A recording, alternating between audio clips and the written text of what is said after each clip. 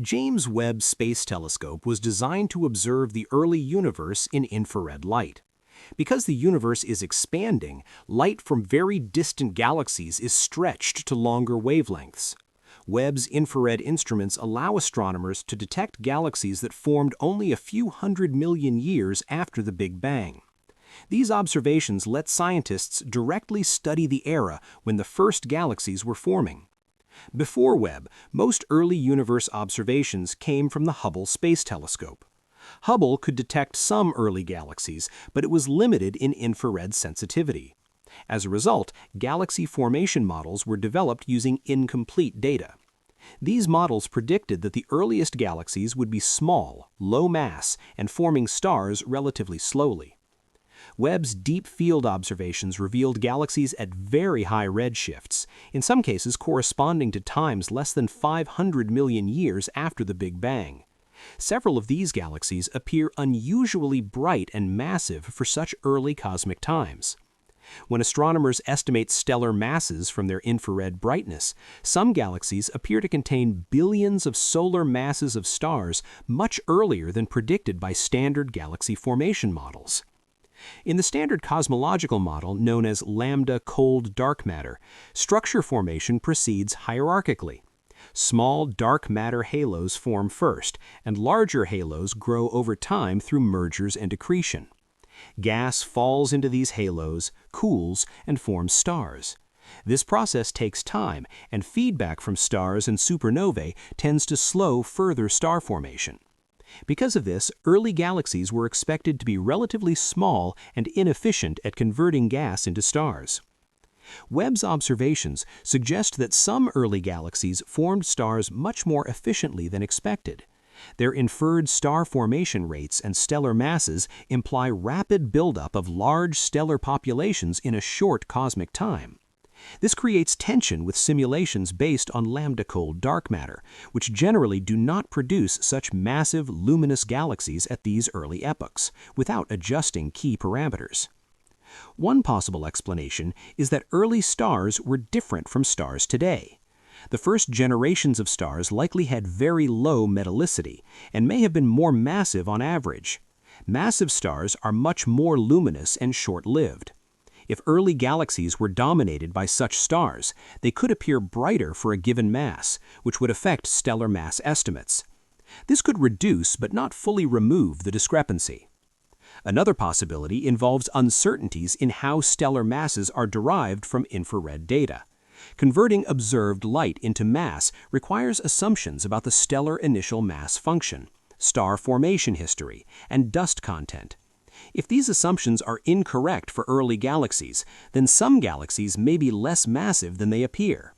However, even with conservative assumptions, several studies still find galaxies forming earlier and faster than expected. Dark matter physics also plays a central role in early structure formation. In the standard model, dark matter is cold and collisionless, leading to a specific pattern of halo growth over time. If dark matter has additional properties, such as weak self-interactions or slightly warmer velocities, this could change the timing and efficiency of halo collapse. Modified dark matter behavior could allow massive halos, and therefore massive galaxies, to form earlier than predicted.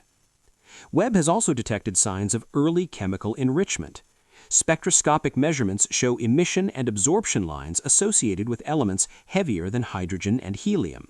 These elements are produced in stars and distributed by supernovae.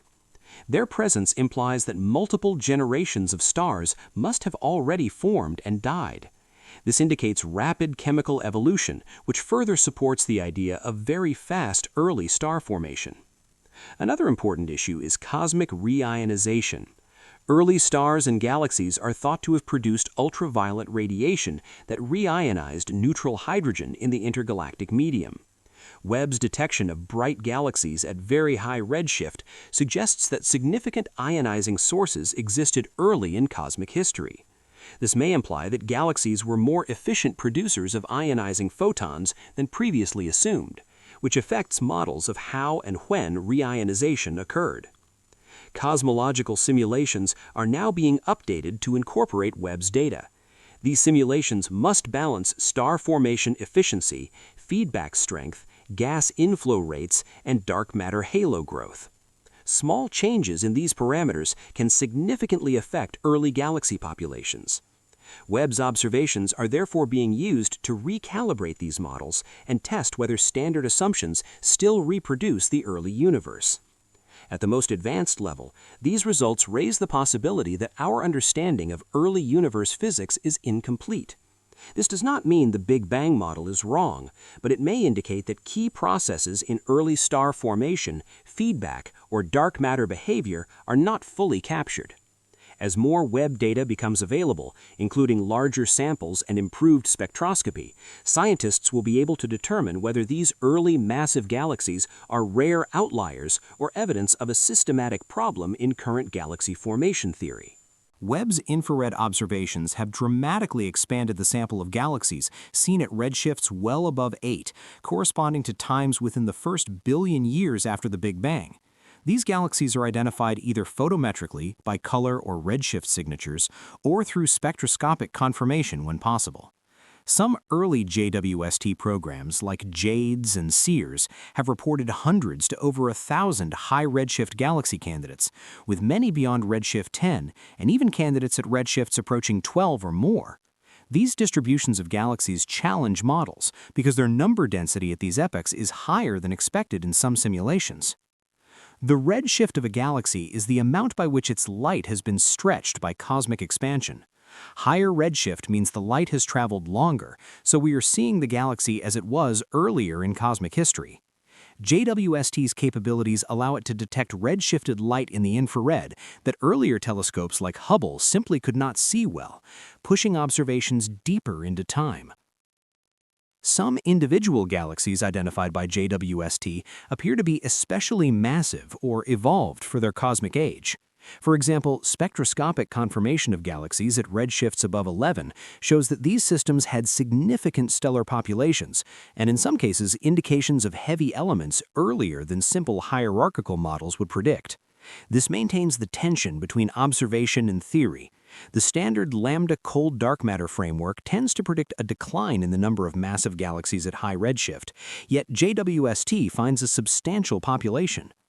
However, it is also important to note that not all observations indicate a crisis for cosmology.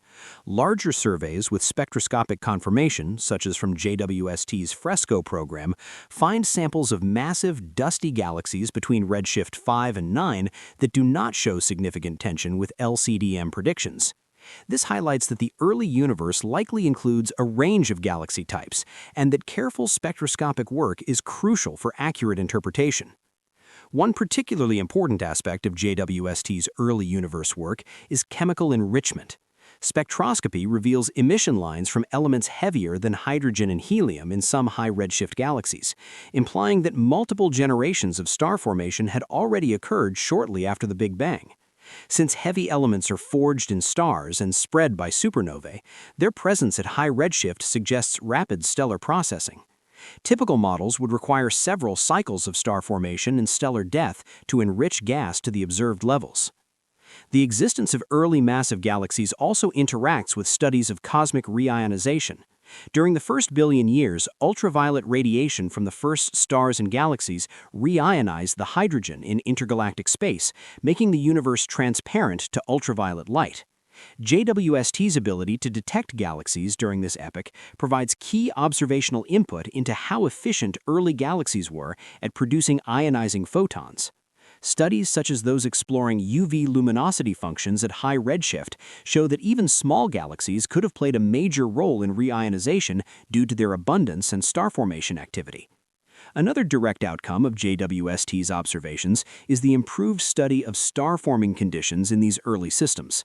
Infrared spectroscopy allows measurement of emission from ionized oxygen and hydrogen, clarifying how vigorous star formation was and how interstellar gas was distributed and moving. Such detailed diagnostics were previously only possible for closer galaxies. These early starbursts indicate that some early systems converted gas into stars very efficiently. Observations of early galaxies also intersect with studies of black holes in the young universe. JWST has identified signatures consistent with early active galactic nuclei, or AGN, and rapidly growing black holes, sometimes within roughly the same epochs where massive galaxies are found. Rapid black hole growth at high redshift introduces additional constraints on how quickly structure and mass can accumulate in the universe. At the same time, more sophisticated models and ongoing analyses suggest that some early estimates of galaxy mass may have been overestimated due to assumptions about how light from early stars translates into mass.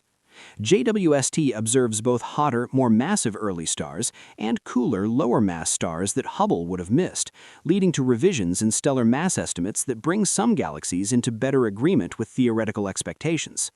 Overall, JWST's deep surveys reveal a diverse early universe: abundant faint galaxies contributing to reionization, larger and chemically enriched galaxies at very high redshift, and a mix of evolutionary pathways that extend beyond the simplest predictions. These observations are rapidly being incorporated into new simulations and models that refine our picture of cosmic history rather than simply overturning it. Webb's observations have identified galaxies at extremely high redshifts, meaning we see them as they were when the universe was very young. A landmark example is JADE's GS Z13-O, one of the most distant galaxies confirmed with spectroscopy, showing redshift Z equals 13.2, which corresponds to an age when the universe was roughly 330 million years old. This pushes direct observation into epochs previously inaccessible to telescopes before Webb. Another confirmed distant galaxy is Uncover Z12 at redshift 12.39 and Uncover Z13 at 13.08, both found in deep imaging from the Uncover survey.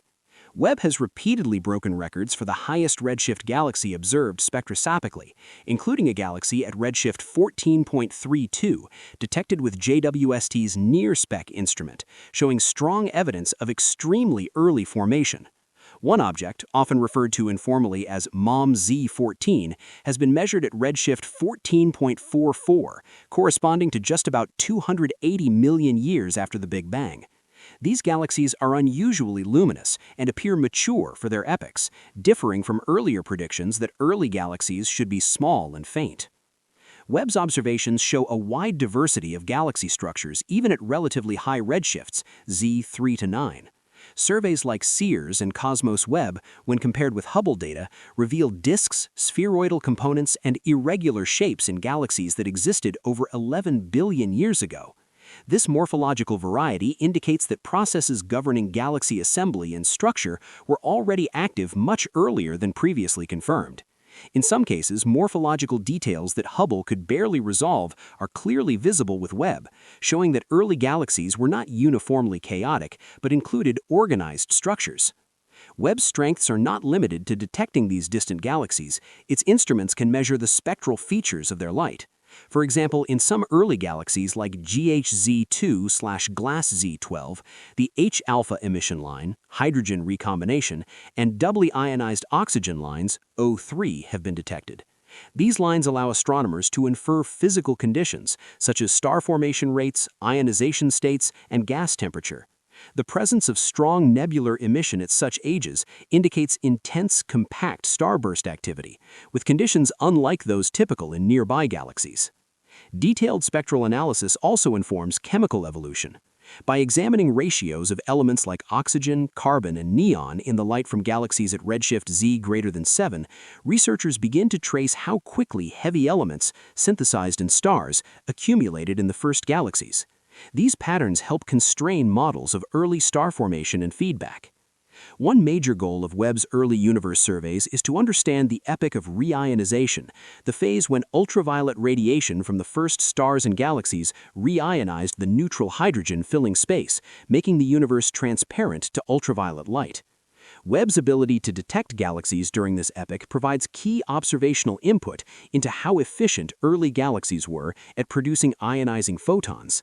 Studies such as those exploring UV luminosity functions at high redshift show that even small galaxies could have played a major role in reionization due to their abundance and star formation activity. Another direct outcome of Webb's observations is the improved study of star-forming conditions in these early systems. Infrared spectroscopy allows measurement of emission from ionized oxygen and hydrogen, clarifying how vigorous star formation was and how interstellar gas was distributed and moving. Such detailed diagnostics were previously only possible for closer galaxies. These early starbursts indicate that some early systems converted gas into stars very efficiently. Observations of early galaxies also intersect with studies of black holes in the young universe. JWST has identified signatures consistent with early active galactic nuclei, or AGN, and rapidly growing black holes, sometimes within roughly the same epochs where massive galaxies are found. Rapid black hole growth at high redshift introduces additional constraints on how quickly structure and mass can accumulate in the universe. At the same time, more sophisticated models and ongoing analyses suggest that some early estimates of galaxy mass may have been overestimated due to assumptions about how light from early stars translates into mass. JWST observes both hotter, more massive early stars and cooler, lower mass stars that Hubble would have missed, leading to revisions in stellar mass estimates that bring some galaxies into better agreement with theoretical expectations. Overall, JWST's deep surveys reveal a diverse early universe: abundant faint galaxies contributing to reionization, larger and chemically enriched galaxies at very high redshift, and a mix of evolutionary pathways that extend beyond the simplest predictions. These observations are rapidly being incorporated into new simulations and models that refine our picture of cosmic history, rather than simply overturning it. Webb's observations have identified galaxies at extremely high redshifts, meaning we see them as they were when the universe was very young. A landmark example is JADES-GS-13-0, one of the most distant galaxies confirmed with spectroscopy, showing redshift Z equals 13.2, which corresponds to an age when the universe was roughly 330 million years old. This pushes direct observation into epochs previously inaccessible to telescopes before Webb. Another confirmed distant galaxy is UNCOVER-Z12 at redshift 12.39 and UNCOVER-Z13 at 13.08, both found in deep imaging from the Uncover survey. Webb has repeatedly broken records for the highest redshift galaxy observed spectroscopically, including a galaxy at redshift 14.32, detected with JWST's NIRSC instrument, showing strong evidence of extremely early formation. One object, often referred to informally as MOM-Z14, has been measured at redshift 14.44, corresponding to just about 280 million years after the Big Bang. These galaxies are unusually luminous and appear mature for their epochs, differing from earlier predictions that early galaxies should be small and faint. Webb observations show a wide diversity of galaxy structures even at relatively high redshifts, Z equals 3 to 9. Surveys like SEERS and Cosmos Webb, when compared with Hubble data, reveal disks, spheroidal components, and irregular shapes in galaxies that existed over 11 billion years ago.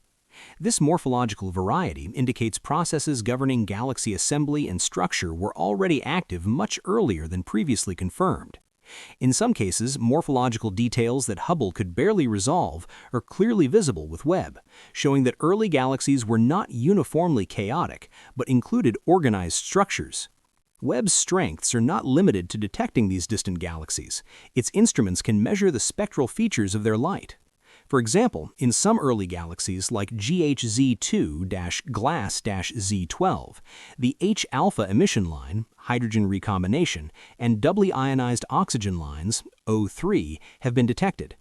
These lines allow astronomers to infer physical conditions such as star formation rates, ionization states, and gas temperature. The presence of strong nebular emission at such ages indicates intense, compact starburst activity, with conditions unlike those typical in nearby galaxies. Detailed spectral analysis also informs chemical evolution. By examining ratios of elements like oxygen, carbon, and neon in the light from galaxies at redshift Z greater than 7, researchers begin to trace how quickly heavy elements, synthesized in stars, accumulated in the first galaxies. These abundance patterns help constrain models of early star formation and feedback. One of the major goals of Webb's early universe surveys is to understand the epoch of reionization, the phase when ultraviolet radiation from the first stars and galaxies ionized the neutral hydrogen filling space, making the universe transparent to ultraviolet light. Observations of many starburst galaxies at redshifts 6.8 to 7, with strong oxygen emission lines indicating vigorous star formation, support the idea that numerous relatively small galaxies contributed significantly to reionization by producing the necessary ionizing photons. The sheer number of early galaxy candidates identified in deep fields, with hundreds to over 1,000 objects at redshifts Z greater than 6.5, pushes theoretical models to account for the frequency and brightness of these systems. While some simulations had predicted a steep decline in galaxy numbers at the highest redshifts, Webb data often show more abundant and luminous early galaxies than anticipated, though careful spectroscopic follow-up is required to confirm redshifts definitively for all candidates. In some cases, photometric estimates at very high redshift have been refuted by spectroscopy, showing a lower redshift once emission lines are measured directly. These observations are gradually being incorporated into new simulation frameworks that explore variations in star formation efficiency, initial mass functions, and dark matter halo growth, among other parameters. One approach in theoretical work investigates how slight changes to early cosmological parameters, including possible contributions from early dark energy, might affect the predicted abundance and properties of early galaxies. Such studies explore whether modifications to standard cosmological assumptions are needed to explain the observed early galaxy population. Moreover, Webb's high redshift observations show that early galaxies often have blue colors and low dust content, indicating minimal dust attenuation and suggesting that early star formation environments were significantly different from those in the later universe. This spectral characteristic affects how stellar populations are modeled and how stellar masses are inferred from observed luminosities. In summary, JWST is uncovering a rich and complex picture of the early universe, with galaxies forming, evolving structurally, and enriching themselves chemically far earlier than had been directly observed before. This challenges and refines our understanding of galaxy formation and cosmic evolution in the first billion years after the Big Bang. James Webb has confirmed and identified galaxies from the first few 100 million years after the Big Bang, far beyond what earlier telescopes could detect. Examples include JADE's GS-Z14-0, a galaxy with a redshift of about Z approximately 14.32, meaning its light comes from roughly 300 million years after the Big Bang, record at discovery, with even more distant candidates like MOM-Z14 at Z approximately 14.44, seen in JWST deep fields. These high redshift galaxies challenge standard expectations because they are brighter and more massive than simple hierarchical models had predicted for such early cosmic times, forcing revisions to star formation and galaxy growth rates. Webb's NIR-SPEC spectroscopy has given precise redshifts for many early galaxy candidates, moving them past the uncertainty of photometric estimates.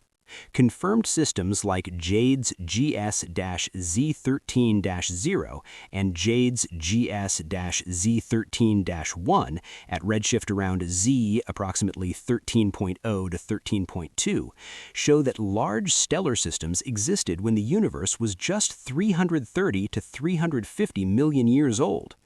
These observations support the idea that galaxy formation began very early and that some galaxies reached significant stellar mass quickly.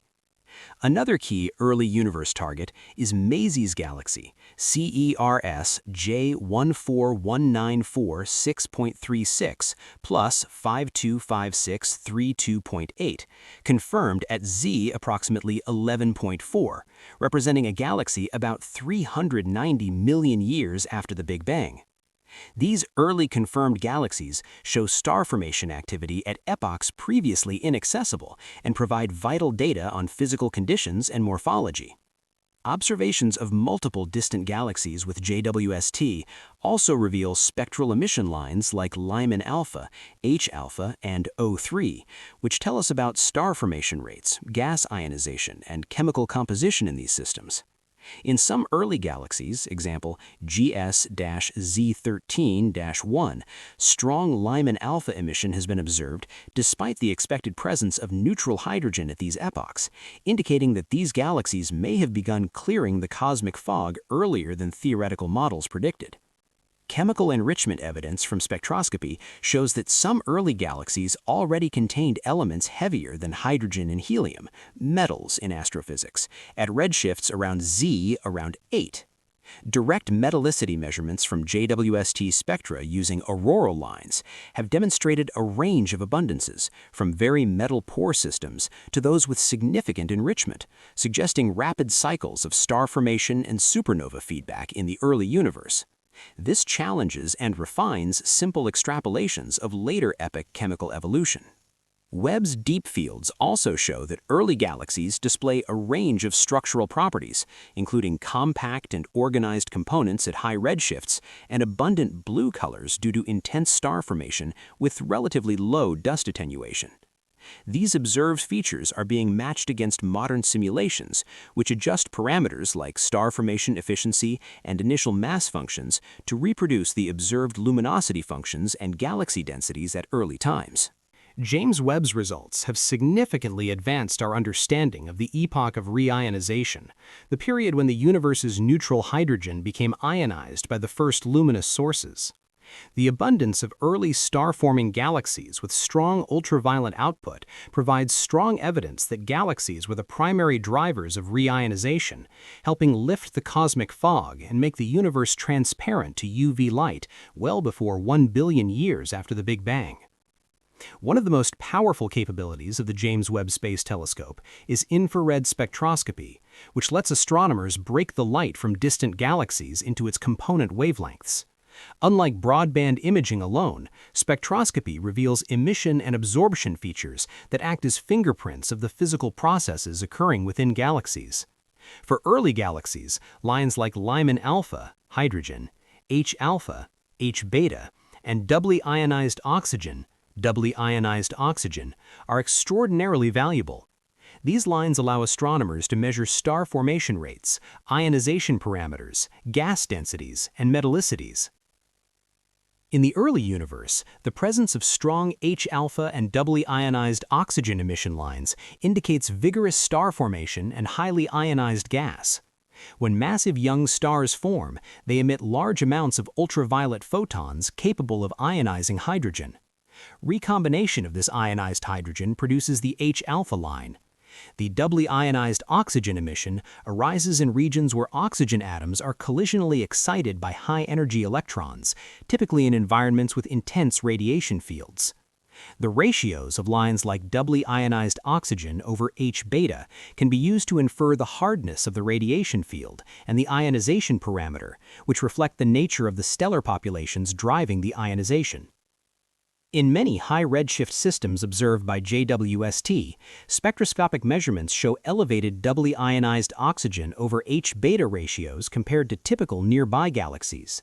This suggests that early star-forming regions were dominated by hotter, more massive stars, or by star clusters with very high ionization conditions. Such elevated line ratios are consistent with theoretical predictions for low metallicity stellar populations, where massive stars lose less mass via stellar winds and therefore maintain hotter surfaces, leading to harder ultraviolet spectra. Another key insight comes from metallicity measurements. Chemical elements heavier than helium, astrophysicists call them metals, are created inside stars and distributed into the interstellar medium when stars die.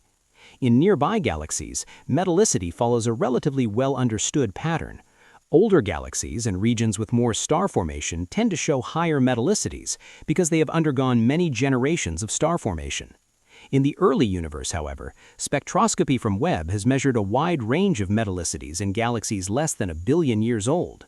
Some early systems are found to be extremely metal-poor, consistent with only a few generations of star formation, while others show significant enrichment.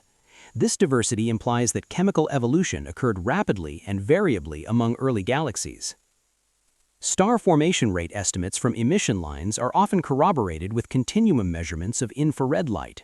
Young massive stars emit strongly in the ultraviolet, but dust within galaxies can absorb this light and re-emit it at longer infrared wavelengths. By comparing nebular emission line strengths with the infrared continuum, astronomers can infer total star formation activity and estimate how much of it may be obscured by dust. In many high redshift systems, the infrared spectra show relatively low dust obscuration, which is consistent with the idea that these galaxies are chemically young and have not yet produced large amounts of dust. Measuring the stellar mass of a galaxy from its observed luminosity requires assumptions about the underlying stellar population model, including the initial mass function, or IMF, the distribution of masses that stars have when they form. In nearby galaxies, the IMF appears to be relatively stable and similar to the salpeter or Chevreux forms. However, in the early universe, if the IMF was top-heavy, favoring more massive stars, then the same luminosity could correspond to less total stellar mass than if the IMF were bottom-heavy, favoring low-mass stars. JWST observations that infer high stellar masses at early times must therefore contend with uncertainties in the IMF for those epochs.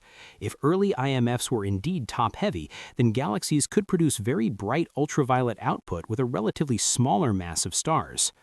Another important observable is the luminosity function of galaxies at a given redshift, that is, how many galaxies exist at each luminosity level. By measuring the number density of galaxies versus brightness, astronomers can derive constraints on galaxy formation efficiency and dark matter halo growth. For some early redshift bins, for example Z approximately 9 to 10, Webb has found more bright galaxies than many pre-JWST models predicted. Adjusting models to match these luminosity functions often requires increasing star formation efficiency, modifying feedback prescriptions, how energy from stars suppresses further star formation, or revisiting assumptions about halo mass functions. Feedback processes are critical because star formation does not proceed without regulation. Supernova explosions and stellar winds inject energy into the surrounding gas, heating it and sometimes driving it out of the galaxy. In standard models, strong feedback slows down star formation in low-mass galaxies, preventing them from building up large stellar masses too early. Observations of early galaxies with high inferred star formation rates suggest that feedback may have been less effective in some early environments, or that gas accretion from the surrounding intergalactic medium replenished gas faster than feedback could expel it. Dark matter halo properties also influence early galaxy growth. In the lambda cold dark matter framework, dark matter halos grow hierarchically, and the mass function of halos at early times is steeply declining with increasing mass. This means that statistically, massive dark matter halos, the sites of massive galaxies, should be rare at very high redshift. JWST's detection of unexpectedly luminous early galaxies suggests that either the abundance of massive halos was higher than assumed in some models, or that baryonic processes allowed those halos to form stars more efficiently once they existed. Gravitational lensing, where gravity magnifies light from background galaxies, plays a role in detecting some of the faintest and most distant galaxies. Programs like the Frontier fields, combined with JWST imaging, allow astronomers to push detection thresholds to even fainter limits, revealing galaxies that would otherwise be too dim to observe. These lensed observations contribute to building a more complete picture of the galaxy population at very high redshift. Another frontier is studying early active galactic nuclei, AGN, supermassive black holes accreting matter and emitting large amounts of energy. JWST has identified candidates for AGN activity in early galaxies based on spectral signatures that include broad emission lines or high ionization states that are difficult to explain solely with stellar processes. If these early AGN are confirmed, they provide insight into how supermassive black holes grew so rapidly in the first few 100 million years. Finally, JWST data are influencing how cosmologists think about the epoch of reionization. The relative timing of reionization inferred from quasar absorption spectra, cosmic microwave background polarization, and galaxy surveys must be consistent. Webb's observations suggest that galaxies were abundant and energetic enough at high redshifts to have played a dominant role in driving reionization, especially given the large number of faint galaxies contributing ultraviolet photons. Determining the escape fraction of ionizing photons, the percentage that actually leave galaxies to ionize the intergalactic medium, is an active area of research. JWST spectroscopy provides a window into stellar population properties in the first galaxies. One of the key goals is to detect signatures of population 3 stars, the hypothetical first generation of stars formed from pristine hydrogen and helium. These stars are expected to be massive, tens to hundreds of solar masses, extremely hot and short-lived. While no direct population 3 star has yet been identified individually, JWST can infer their presence indirectly through high ionization lines, unusual spectral energy distributions, and extremely low metallicity in early galaxies. Observing these signatures helps constrain the initial mass function of the earliest stars and the efficiency with which they enrich their host galaxies chemically. Another measurable property is the ionization parameter, which describes the ratio of ionizing photons to gas density in star-forming regions. Early galaxies frequently show elevated ionization parameters consistent with strong ultraviolet output from massive, metal-poor stars. High ionization suggests that these galaxies are capable of producing significant amounts of ionizing photons, critical for understanding cosmic reionization. The combination of ultraviolet luminosity and high escape fractions implies that even small galaxies may have contributed substantially to clearing neutral hydrogen from the early intergalactic medium. JWST also enables direct metallicity measurements at very high redshifts using auroral lines, such as O3 4363 angstroms, which is sensitive to electron temperature and allows precise determination of oxygen abundance. Observed metallicities range from extremely metal-poor systems with less than 1/10 solar to more enriched galaxies approaching 1/3 solar even at redshifts Z approximately 8 to 10. This rapid chemical evolution indicates that multiple stellar generations occurred in the first few 100 million years, requiring star formation to proceed at high efficiency. High metallicities in some early galaxies challenge simple extrapolations of hierarchical galaxy formation models and suggest that early star formation may have been more burst-like and intense than predicted. Stellar masses inferred from JWST photometry depend on assumptions about the stellar initial mass function and star formation history. By modeling the spectral energy distributions, astronomers estimate that some galaxies at Z greater than 10 contain stellar masses exceeding 10 to the 9 solar masses. If confirmed, this requires galaxies to convert gas into stars very rapidly, achieving substantial growth within a few 100 million years.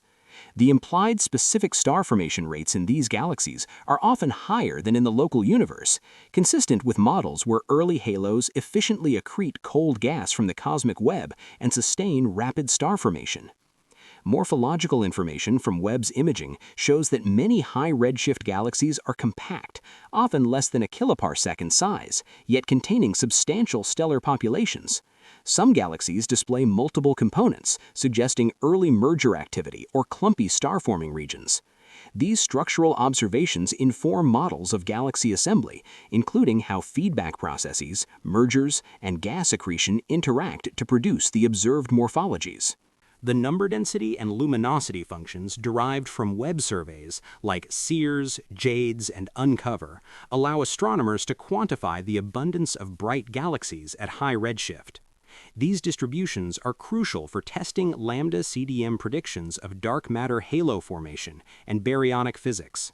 In several high redshift bins, Webb finds a higher number of luminous galaxies than some simulations predicted, suggesting that early star formation efficiency may be higher, or that our understanding of halo growth and feedback requires adjustment. Spectroscopic measurements also reveal the presence of high ionization emission lines that cannot be explained solely by typical stellar populations. This raises questions about contributions from early active galactic nuclei, AGN, or very massive stars. Candidates for early AGN in galaxies at Z equals 7 to 9 have been identified, which, if confirmed, indicate that black holes could grow very rapidly in the first few 100 million years. The energy input from these AGN could influence star formation and gas dynamics in their host galaxies, affecting both structure and chemical evolution. JWST observations of dust content in early galaxies are another critical diagnostic. early galaxies generally show low dust attenuation, consistent with limited prior star formation and low metallicity, though some systems display substantial dust already at Z=7 to 8. This variation in dust production helps refine models of early chemical evolution and stellar feedback, as dust plays a role in cooling gas and regulating star formation. Finally, combining photometry and spectroscopy allows astronomers to infer the stellar ages of early galaxies. Many systems appear to have formed the bulk of their stars within 100 to 200 million years after the Big Bang, confirming that galaxy formation began extremely early. This observation, along with the mass, luminosity, and chemical enrichment data, strongly constrains models of early cosmic structure formation and informs the understanding of reionization timing, stellar population evolution, and dark matter halo growth. JWST's spectral observations allow astronomers to probe the physical conditions of the interstellar medium in early galaxies. By analyzing ratios of emission lines such as O3 over H beta, Ne3 over O2, and S2 over H alpha, scientists can infer electron densities, ionization parameters, and gas phase metallicities. In many galaxies at Z greater than 10, the O3-H beta ratio is unusually high, indicating that the gas is exposed to very energetic photons, likely from massive metal-poor stars, producing highly ionized H2 regions. These conditions differ from local star-forming galaxies and suggest that early stellar populations were hotter, shorter-lived, and possibly more massive than later generations. JWST also enables estimates of the ionizing photon production efficiency, Xi-ion, a critical parameter for understanding cosmic reionization. Xi-ion measures how many ionizing photons are produced per unit ultraviolet luminosity. Observations indicate that early galaxies may have Xi-ion values higher than those assumed in standard models, suggesting they were highly effective at reionizing hydrogen in the intergalactic medium. When combined with galaxy number densities, this implies that even relatively faint galaxies could have contributed significantly to the ionization of the universe well before 1 billion years after the Big Bang. Stellar ages in early galaxies can be inferred by fitting the spectral EDT of their light. In many JWST high-Z galaxies, the SED indicates that stars formed rapidly and that the galaxy reached significant stellar mass within 100 to 200 million years after the Big Bang. Such rapid assembly requires efficient gas accretion from the surrounding intergalactic medium. Cold gas streams along dark matter filaments likely provided a continuous supply of material, allowing star formation to proceed at high rates despite feedback from supernovae and stellar winds. Feedback processes are central to understanding why some early galaxies could form so rapidly. Supernovae inject energy into surrounding gas, potentially suppressing further star formation, while radiation pressure from massive stars can drive outflows. Yet JWST observations show that many early galaxies maintain high star formation rates despite these processes. This suggests either that feedback is less effective in very early, compact galaxies, or that gas inflow rates are high enough to replenish material faster than feedback can expel it. Metallicity measurements provide further insight. Auroral emission lines detected by JWST, such as O3-4363 angstroms, allow direct determination of oxygen abundances.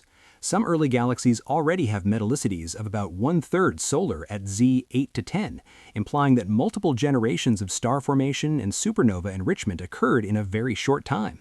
Others remain extremely metal poor, consistent with only 1 or 2 generations of stars.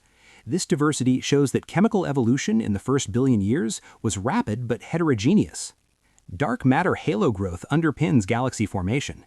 In the LCDM framework, the mass function of halos at Z greater than 10 predicts relatively few massive halos, yet JWST's detection of bright, massive galaxies at these redshifts suggests that either early halos formed faster than previously modeled, or that star formation efficiency in these halos was higher. Simulations incorporating stronger gas inflows, higher star formation efficiency, or modifications to dark matter properties are being developed to reconcile theory with observation. Early black holes also emerge as important in some JWST observations. Candidates for AGN in galaxies at Z 7 to 9 show spectral signatures of high-energy processes beyond normal stellar activity. If confirmed, these early black holes grew rapidly, influencing the gas dynamics and star formation within their host galaxies. Their existence also constrains models of supermassive black hole formation in the first billion years. Finally, dust production and distribution in early galaxies is measured via infrared continuum emission. While many galaxies at Z greater than 10 are dust poor, some show significant infrared excess, indicating rapid dust formation and metal enrichment. Dust affects cooling and star formation, and its presence in early galaxies provides clues about the life cycle of the first stars and the timing of supernova explosions. Overall, JWST has revealed a universe in which galaxies formed rapidly, produced heavy elements, generated strong ionizing radiation, and sometimes hosted massive black holes, all within a few 100 million years of the Big Bang. These observations refine models of cosmic reionization, early chemical enrichment, dark matter halo growth, and feedback processes, reshaping our understanding of the earliest epochs of structure formation. As JWST observations accumulated, one critical realization emerged. Many early galaxies are not anomalous because they violate physics, but because previous models underestimated how efficiently baryonic matter could form stars under early universe conditions. The physical environment of the first few 100 million years was fundamentally different from later cosmic epochs. Gas densities were higher, cooling times shorter, and the cosmic microwave background temperature itself was significantly warmer, altering thermal balance in star-forming regions. Gas cooling in early galaxies was dominated by atomic hydrogen and helium, and later by rapidly produced metals once the first supernova exploded. JWST's detection of oxygen and neon emission lines at very high redshift confirms that metal enrichment occurred extremely quickly, enabling more efficient cooling and accelerating subsequent star formation. This feedback loop, early stars creating metals that enhance cooling, allows galaxies to grow rapidly even in relatively small dark matter halos. Another key constraint comes from stellar population synthesis modeling applied to JWST photometry. When nebular emission is properly included in these models, some galaxies initially thought to be extremely massive become more consistent with standard LCDM expectations. Strong emission lines can significantly boost broadband fluxes, leading to overestimates of stellar mass if not correctly modeled. JWST spectroscopy has therefore helped refine mass estimates by separating stellar continuum emission from nebular emission. At the same time, not all tension disappears. Even after accounting for nebular contamination and modeling uncertainties, several galaxies still appear unusually luminous and massive for their cosmic age. This points toward higher star formation efficiency in the early universe. Simulations incorporating rapid cold gas accretion, reduced feedback efficiency, and bursty star formation histories are increasingly able to reproduce these observations, suggesting that early galaxies may have converted gas into stars more effectively than later systems. JWST has also constrained the escape fraction of ionizing photons, a critical parameter for reionization. Compact morphologies, low dust content, and intense radiation fields favor higher escape fractions, allowing ultraviolet photons to leave galaxies and ionize the intergalactic medium. Observations of strong Lyman alpha emission in some early galaxies, despite the surrounding neutral hydrogen, support the idea that ionized bubbles formed early around clustered galaxies. The role of early black holes remains an open question. JWST has identified candidates for accreting black holes at redshifts previously thought unlikely.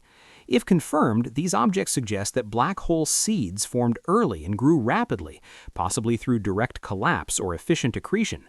Their radiation could have influenced surrounding gas, suppressing or triggering star formation depending on local conditions.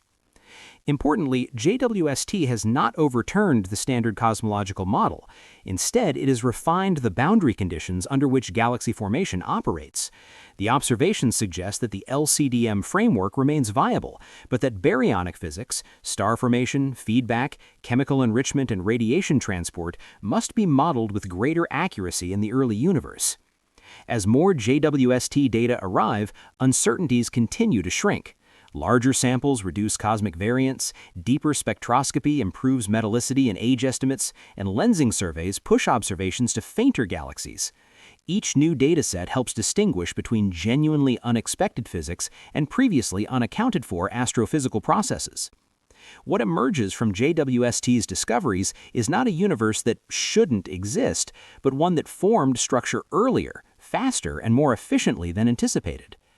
Early galaxies were compact, intensely star-forming systems, rapidly enriching their gas, producing strong radiation fields, and shaping the ionization state of the cosmos within the first billion years. In this sense, JWST has not broken cosmology. It has revealed the true complexity of galaxy formation at cosmic dawn, providing direct observational constraints on processes that were once purely theoretical.